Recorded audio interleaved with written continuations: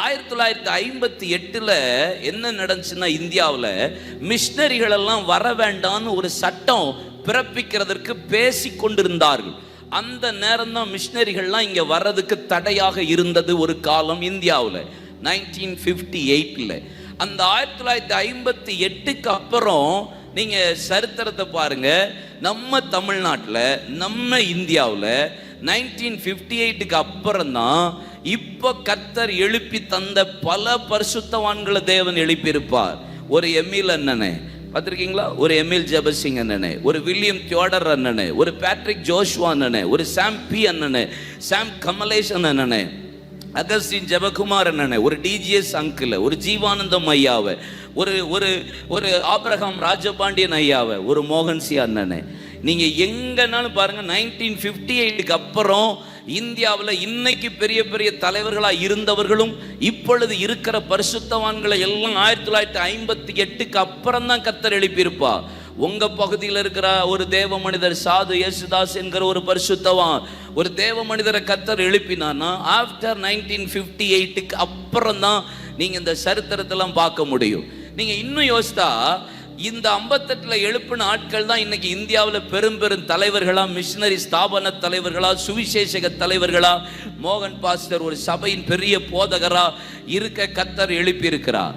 இந்த தேவ மனிதர்கள் எல்லாம் எல்லா நாடுகளுக்கு கர்த்தர் அனுப்ப ஆரம்பித்தார்.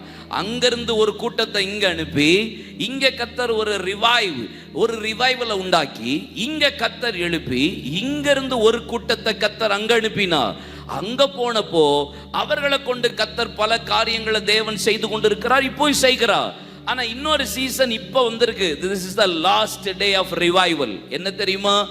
அங்கிருந்து வந்தவங்களும் நிறுத்தப்பட்டார்கள், இங்கிருந்து போனவர்களும் நின்று கொண்டே இருக்கிறார்கள். அவங்க இடத்துல தான் கர்த்தர் கிரியை செய்து கொண்டிருக்கிறத நீங்க பார்க்க முடியுது. அப்படின்னா என்ன அர்த்தம் தெரியுமா? அங்கிருந்து வந்தவங்களும் நிற்கிறாங்க, இங்கிருந்து போனவர்களும் நிற்கப்படுகிறார்கள். இப்போ அந்தந்த இடத்துல சஸ்டைன் பண்ணி சில தேவ மனிதர்கள், முந்தியெல்லாம் இந்த கொரோனாவுக்கு முன்னாடி மோகன் சேனன் எல்லா இடத்துலையும் பார்க்கலாம். ஆனால் இப்போ சாட்டர்டே சண்டே ஜெபிக்கலாம் வாங்க நிகழ்ச்சியில் மட்டும்தான் நிற்கிறாங்க. வேற எந்த பப்ளிக் மீட்டிங்கும் மேக்சிமம் ஆஃப் டைம் அண்ணன் போகிறதே இல்லை. ஏன்? அவங்க இடத்துலையே நின்று ஊழியம் செய்கிறத நீங்கள் விளங்க முடியுதா? அந்தந்த சபையில் இன்னைக்கு ஒரு பெரிய மாற்றத்தை உண்டாக்கி 12 மணி நேரம் மொத்தமாக நடந்துட்டு இருந்தது, இப்போ சபைக்குள்ளே நடக்க ஆரம்பிச்சிருச்சு. சபைக்குள்ளே இரவு ஜபம் நடக்க ஆரம்பிச்சு. சபைக்குள்ளே 7 மணி நேரம், 12 மணி நேரம், 8 மணி நேரம், 6 மணி நேரம். அப்படின்னா என்ன அர்த்தம் தெரியுமா? அப்படின்னா என்ன அர்த்தம்? அங்கிருந்து நின்றுச்சு, இங்கிருந்து போனவங்களும் நின்னாச்சு. இப்போ அங்கங்க நடக்குதுன்னா என்ன அர்த்தம்? எழுப்புதல் வேற எங்க இருந்தும் வர போறது இல்லை. சரி, நான் கிளம்புறேன்.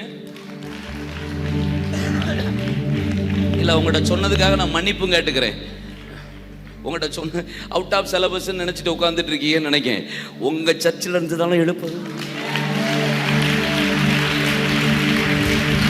இல்லை, கொஞ்சம் மெதுவாக தட்டுங்க, அவசரம்லாம் வேண்டாம். அல்லேலூயா சொல்லுங்க. அப்போ இந்த கடைசி காலத்தில் எழுப்புதல் யாரை கொண்டு? என்ன கொண்டுன்னு சொல்லுங்கப்பா. உங்களுக்கு விளங்கவே இல்லையா? என்ன பல்ப் அடிக்குதால? பசிச்சிருச்சா உங்களுக்கு? நீங்க பசியாளி கிடையாதுன்னு எனக்கு தெரியும். ஆமா, எத்தனை காலையில் 8 மணிக்கு ஆரம்பிச்சிருக்கா? 6 மணிக்கா? இப்போ சாயந்தரம் 6 மணிக்கு முடிஞ்சிருமா? எவ்வளோ வெயிட் பண்ணிக்கிட்டு இருப்பீங்க? என்ன உற்சாகமா எப்போ முடிய போதோ? நான் நினச்சேன் 8 to 8 நினச்சேன். 6 மணிக்கு ஆரம்பிச்சிட்டீங்க. 6 மணிக்கே வந்தவங்க கை வைத்துங்க. 8 மணிக்கு வந்தவங்க கை வைத்துங்க. 8 o'clock. வெக்கம் பேர், வெக்கம் எல்லாத்துக்கும் வெக்கம் தான். 8 மணிக்கு வந்தால் வெக்கமா? தோத்துறோம். சரி, எல்லாருக்கும் ஆசீர்வாதம் தான். 9ஆம் மணி வேலை வந்தவனுக்கும் ஆசீர்வாதம் உண்டு, 11ஆம் வேலை வந்தவளுக்கும் ஆசீர்வாதம் உண்டு. இது நல்லா தட்டுவீங்கள, இதுக்கு மட்டும் நல்லா தட்டுவீங்கள, எப்போ வந்தாலும் கிடைக்கும் அப்படின்னா தோத்துறோம். சரி, அப்போ இந்த சீசன் ஏன் season? This is my season. இது ஏன் காலம். கர்த்தர் என் மூலியமா தான் ஒரு பெரிய அசைவை உண்டாக்க போறா. எங்க சபை மூலியமா தான் கர்த்தருடைய எழுப்புதலை உண்டாக்க போகிறா. என்ன கொண்டுதான் கர்த்தர் எழுப்புதலை உண்டாக்க போகிறா. நல்ல கை தட்டி ஆண்டவரை மகிமைப்படுத்துங்க. நல்ல வாயை திறந்து அந்நிய பாஷை பேசுறவங்க பேசி, எங்க சபையை கொண்டு, என்னை கொண்டு, எங்க ஊழியர்களை கொண்டு, எங்க பட்டணத்திலிருந்து தீர்க்க தரிசனம் நிறைவேறுவதாக, அசைவு உண்டாவதாக.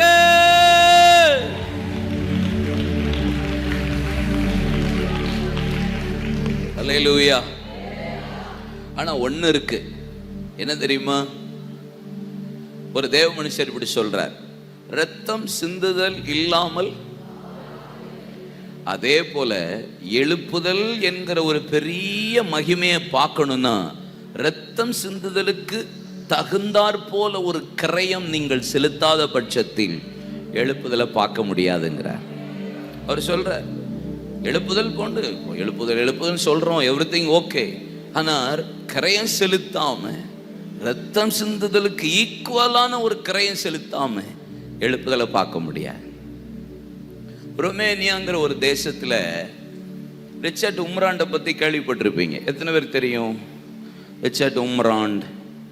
கை வயத்துங்களேன், நல்லா கை வயத்திருங்க.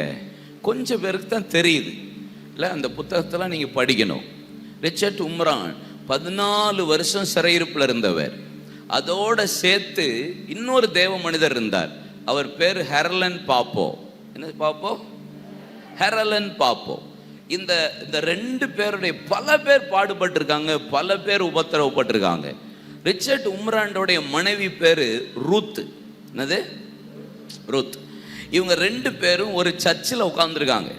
அந்த நேரம் கம்யூனிஸ்ட் தளபதிகள் உள்ள நுழைஞ்சி ஸ்டேஜில் நின்று, சர்ச் ஸ்டேஜில் நின்று சொல்றாங்க, கம்யூனிஸ்ட் தான் வாழ்க, இயேசு எல்லாம் போய், இயேசு பைபிள் போய் அப்படின்னு சொல்லி இயேசுவின் மூஞ்சில காரி துப்பிக்கிட்டு இருக்கிறார் அந்த ருமேனியாவில் இருக்கிற கம்யூனிஸ்ட் தளபதி. அப்போ இந்த ரூத்துங்கிற ரிச்சர்ட் உம்ரானுடைய மனைவி, ரிச்சர்ட் உம்ரான் பார்த்துக்கிட்டு அழுகிறாரு. அப்போ ரூத் சொல்றாங்க, இப்போ நீர் எழும்பி, இந்த வார்த்தை இப்போ நீர் எழும்பி, அப்பதான் கல்யாணம் முடிஞ்சிருக்கு, எழும்பி அவர் முகத்துல, இயேசுவின் முகத்துல இவன் காரி துப்பிக்கிட்டே இருக்கானே, அவர் துப்புறத நீ தொடைக்காம நீர் விடுவீரானால் நீர் என் புருஷனே இல்லை அப்படின்னு ரூத் அம்மா சொல்லுது. இப்ப ரிச்சர்ட் உம்ரான் சொல்றாரு, நான் எழும்பி இயேசுவின் முகத்தில் இருக்கிற உமிழ் நீரை தொடைத்தா உன் புருஷனை இனி நீ பார்க்க முடியாது, ஆர் யூ ரெடி அப்படின்னு கேட்கிறாரு. ரூத்தம்மா சொல்லுது, நீ எழும்பி தொடைக்காத பட்சத்துல நீ என் புருஷனா இருந்தும் என்ன பிரயோஜனம்னு ரூத்தம்மா சொல்லுது.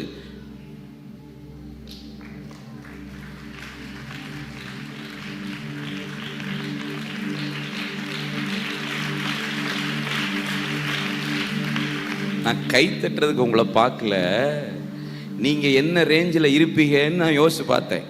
அந்த ரூத்தம்மா இருந்த ரேஞ்சில் உங்களை வச்சு பாருங்களேன் கொஞ்சம், நீங்க என்ன சொல்லியிருப்பீங்க?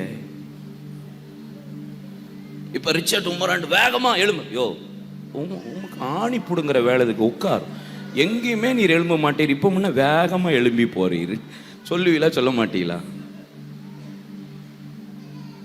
ஹலோ நார்கோயில்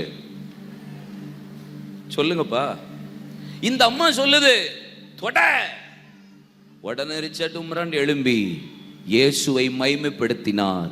அவரை சிறைச்சாலையில் போட்டாங்க. திருப்பி வெளியே வந்தார், திருப்பி மைமைப்படுத்தினார், திருப்பி சிறைச்சாலையில் போட்டாங்க, திருப்பி வெளியே வந்தார், திருப்பி உள்ள போட்டாங்க. Total 14 long years. வந்து 2 நாள் கூட இருக்க மாட்டார், வந்து 1 வாரம் கூட இருக்க மாட்டார். அடுத்தது சிறைச்சாலை 14 வருஷம். அதற்கு பின்பாக ரூத்தம்மாவையும் உள்ள போட்டாங்க. அவங்க 2 பேரும் வெளியே வரும்போதே ஒருவர் முகத்தை ஒருவர் பார்க்குறாங்க, அடையாளம் தெரியல. அவ்வளவு மெலிந்து அடி வாங்கி சரீரத்தில் காயங்கள், வேதனைகள். ரிச்சர்ட் உம்ராண்ட், ரூத்தம்மா.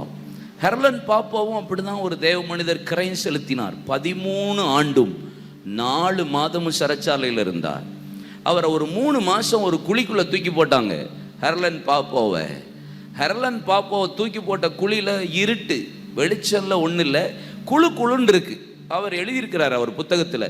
அது கொஞ்சம் எனக்கு விகற்பமாக இருந்தது, பேட் ஸ்மெல். அவரே சொல்றார் 3 மாதம் எப்பயாவது ஒரு நேரம் ஒரு ரொட்டி துண்டு வரும், எப்பயாவது ஒரு நேரம் ஒரு டம்ளர் பால் வரும், எப்பயாவது ஒரு நேரம் ஒரு டம்ளர் தண்ணீர் வரும். ஹெர்லன் பாபோ சொல்றார், 3 மாசத்துக்கு கழிச்சு தான் தெரியும் அது மனுஷனுடைய கழிவு தொட்டின்னு. அவருக்கு 3 மாசம் எங்க இருந்திருக்கிறாரு? ரிச்சர்ட் உம்ராண்ட் இதே மாதிரி இருந்தார்.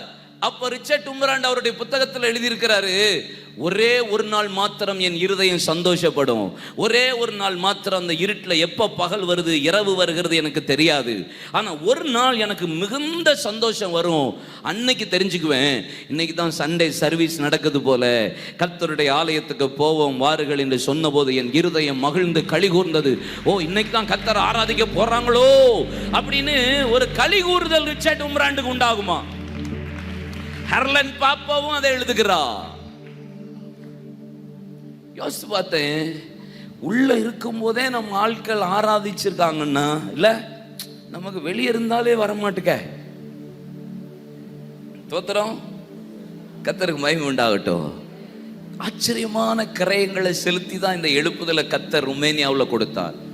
ஒரு பைபிளுடைய ஒரு பேப்பர், பைபிளுடைய ஒரே ஒரு பேப்பர், ரோமர் எழுதின நிருபத்துக்கு பவுல் எழுதின புத்தகத்தின் ஒரு பகுதி, அந்த ஒரு பேப்பர் மட்டும் கிடைச்சதான். அந்த ஒரு பேப்பரை வாசிச்சு வாசிச்சு பலனடைந்தேன்றாரு. அத்தனை நேரம் வாசிச்சேன், அந்த ஒரு பேப்பர் என்ன பலனடைய செய்ததுன்னு சொல்றார். அதுக்கப்புறம் 2வது பேப்பர் கிடைச்சதான். இப்படி பேப்பரா ஒவ்வொரு சிறைச்சாலைக்கு அனுப்பி ஒவ்வொருவரையா பலப்படுத்தி இருக்கிறாங்க. கடைசியில் இந்த பேப்பரெல்லாம் மொத்தமாக கலெக்ட் பண்ணி அந்த ரங்கத்தில் சிறைச்சாலையிலிருந்து தப்பி விடுவிக்கப்பட்டு அவர் எழுதி கையாலேயே எழுதி ஒரு வேத புத்தகத்தை உருவாக்கி இருக்காங்க. இல்லை, இந்த பைபிள்லாம் எவ்வளவு வேல்யூபிள் பாருங்களேன் நமக்கு. இல்லை, நமக்கு வீட்டில் இருந்தாலும் வாசிக்க மாட்டேங்கிறோம் பாருங்களேன். இல்லை, இந்த வருஷம் பைபிள் வாசி முடிச்சவங்க கை வைத்துங்க. வாழ்த்துக்கள், கர்த்தர் உங்களை ஆசீர்வதிக்கட்டும். ஒரு வருஷத்துக்கு ஒரு முறையாவது என்ன செய்யணும்? வாசிக்கணும். என்னப்பா? வாசிக்கணும். நமக்கு இதெல்லாம் எவ்வளோ பெரிய ஆசீர்வாதம். ஒரு பேப்பரை வச்சே அவங்க பலன் அடைஞ்சிருக்காங்கன்னா இந்த வார்த்தைலாம் எவ்வளோ பாடுகள், எவ்வளோ கரையும். நான் ஏன் இவ்வளவு காரியம் சொல்கிறேன்? 12 மணி நேரம் ஜெபம் பண்ணுறோம், உட்காந்து நீங்கள் 12 மணி நேரத்தை கரையும் செலுத்துறீங்க. இதுக்கு பலனை கர்த்தர் காண பண்ணுவார்.